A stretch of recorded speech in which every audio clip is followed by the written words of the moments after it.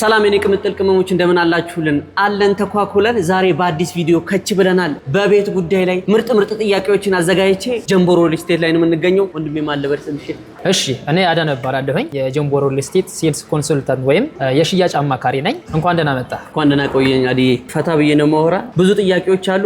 ከነዛ መካከል ውስጥ የመጀመሪያው ጥያቄያችን ጀምቦ ሪል ስቴት ማን ነው? ምን ያክል ጊዜ ሆኖ በሪል ስቴቱ ዙሪያ ታብራራለህ? እሺ፣ መልካም። ጀምቦ ሪል ስቴት የሚታወቀው እንግዲህ በኮንስትራክሽን ዘርፍ ነው። ለ17 ዓመት ያክል ኮንስትራክሽን ላይ ይታወቃል። ግን ወደ ሪል ስቴቱ በዋናነት የገባው 2012 ላይ ነው። በዚህ 2012 በ4 ዓመት ከ6 ወር 5 ሳይቶችን ገንብቶ 4 ሳይቶችን ሙሉ በሙሉ ለነዋሪዎች ያስረከበ ሲሆን አንደኛው ግን 90% ደርሶ አሁን ፊታችን መስከረም አካባቢ እናስረክበዋለን ማለት ነው። ቀጣይ 6ኛ ሳይት ሳር ቤት ቫቲካን ኤምባሲ አጠገብ ዘመናዊና ቅንጡ የሆነ አፓርትመንት ነው። ይህን ሳይት 5200 ካሬ ላይ ያረፈ ነው።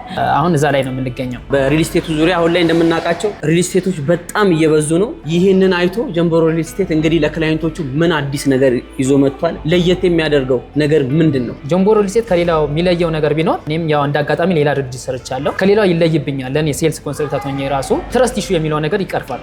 ወይ ደግሞ የእምነት የሚባሉት ነገሮች ይቀርፋል። አንድ በ5 ዓመት ውስጥ 4 ሳይቶችን ገንብቶ ያስረከበ ድርጅት የለም። በዋናነት ከሌላው ሪል ስቴት የሚለየው ፕራይስ ኤስካሌሽን የሚባለው ነገር የለም። ትረስት ኢሹ አይሆኑም ክላይንቶች ወደኛ ሲመጡ።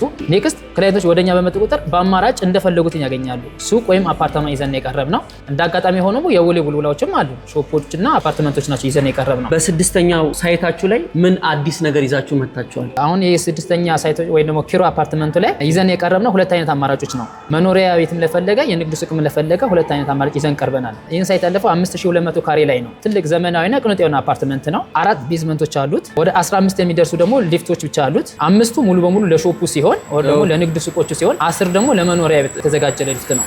ቶታሊ 15 ሊፍት አለው እና 2 እስኬሌተርም አለው። በድምሩ 17 ሊፍት አለው ማለት ነው። እና ይሄ አፓርትመንት G+30 ነው። እዚህ ሳር ቤት ላይ የሌለ እስካሁን ያልተገነባ ትልቅ ግራንድ ሞል አፓርትመንት ነው። ያው የንግድ ሱቅ ለፈለገ 13 ካሬ ጀምሮ እስከ 65 ካሬ በተለያዩ የካሬ አማራጮች ይዘን ቀርበናል። መኖሪያ አፓርታማ ለፈለገ ደግሞ ከባለ 1 እስከ ባለ 3 መኝታ በካሬ ስቀይረው ደግሞ ከ106 እስከ 183 ካሬ በተለያዩ የካሬና የዲዛይን ምርጫ ይዘን ቀርበናል። ይህ አፓርትመንት አማራጮቹ እንዴት ነው? ኦነሩ ከዚሁ አይወጣም። ኦነሩ እዚሁ ነው። እንደ ሌላው ሪል ስቴት አይደለም። ሽጠን አንወጣም። ማንኛውም አይነት ችግር ቢኖር ሊፈታው የሚችለው ድርጅቱ ነው። ከአንደኛ ፍሎር ጀምሮ እስከ 4ኛ ባለው ሾፒንግ ኤሪያ ይሆናል ወይ ደግሞ የቢዝነስ ኤሪያ ይሆናል።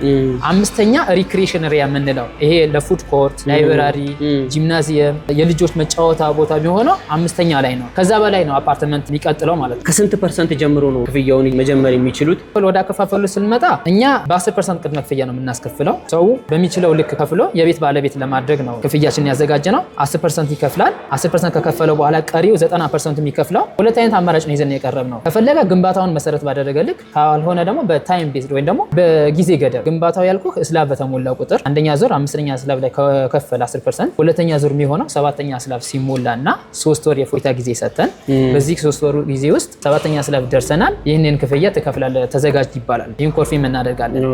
በታይም ከሆነ ደግሞ ጊዜ ገደብ አለው። በዛች ጊዜ ገደብ ኮንፊርም ይደረጋል። አስቀድመን በዛች ጊዜ ውስጥ ይከፍላል ማለት ነው። ኔክስት ደግሞ እንደ ሌላው ሪል ስቴት በዶላር እና በኢትዮጵያ ብር ብለን አናምታታም። እኛ በኢትዮጵያ ብር ብቻ ነው እየሸጥን ያለ ነው። አሁን ላይ ምንም አይነት ፕራይስ ኤስካሌሽን ሆነ ወለድ የለውም። ዲያስፖራዎች ቤት መግዛት ይፈልጋሉ። እዛ ሆነው እዚህ ተወካይ ባይኖራቸው ምን ማድረግ ይችላሉ? በምን መንገድ ፕሮሰሱን መጨረስ ይችላሉ? እንዴት ዲል ማድረግ ይችላሉ? ውጭ ላሉ ዲያስፖራዎች እዚህ ወኪል የሌላቸው ከሆኑ እኛ እዛው ድርጅቱ አመቻችቶ በዲቴል እዛው ባሉበት መፈራረም ይችላሉ። ወኪል ካላቸው ግን ተወካያቸውን ልከውልን ሙሉ በሙሉ ኃላፊነትና ለነሱ ሰጥተው ከነሱ ጋር መጨረስ እንችላለን። በካሬ ስንት ነው ያልከኝ? ካሬ አሁን ላይ እየሸጥን ያለ ነው ለዚህ ሳምንት ብቻ 118500 ነው ለመኖሪያ ቤት ከሆነ። ከግንቦት 30 በኋላ ግን ካሬ ወዴት ይቀየራል? 128600 ነው የቤቱ የአፓርትማ መሸጫ የሚሆነው። የንግድ ሱቅ ግን አሁን ላይ እየሸጥን ያለ ነው ግራውንድ ላይ ከሆነ 386000 ነው። 4ኛ ፍሎር ከሆነ ግን 217000 ነው በካሬ።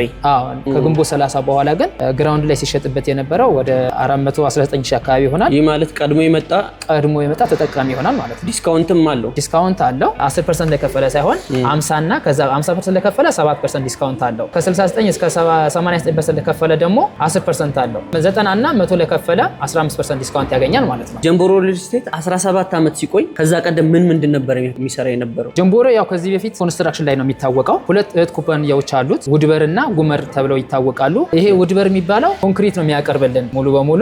ኔክስት ደግሞ ጉመር የሚባለው የጠጠር ምርት ነው የሚያመርትልን። ስለዚህ እኛ እነዚህ 2 እህት ኩባንያዎችን ይዘን ነው በጥራትና በፍጥነት ካለበት ጊዜ አስቀድመን የምናስረክበው በእነዚህ ሁለቱ ሲስተም ካምፓኒዎች ወይም ደግሞ ሁለት ኩባንያዎች አማካኝነት ነው የሚሆነው። እዚህ ሳር ቤትም አፍሪካ ህብረቱ ወይ ደግሞ አደባባዩ ጋር ወደ 3.2 ቢሊዮን አካባቢ የጨረሰ የመንግስት ፓርኪንግ ሰርተናል። ይህም የሰራው ደግሞ ሙሉ ማቴሪያሉ ተጠቅሞ የሰራው ጆምቦሮ ሪል ስቴት ነው። ስለዚህ አንድ በጥራት በግንባታም ካልንበት ጊዜ አስቀድመን በማስረከብም እንታወቃለን። የሎኬሽን ችግር አይኖርብንም፣ የትረስት ኢሹም አይኖርብንም። አንድ ሎኬሽን ቦሌ ቡልቡላ ደና ቦታ ነው።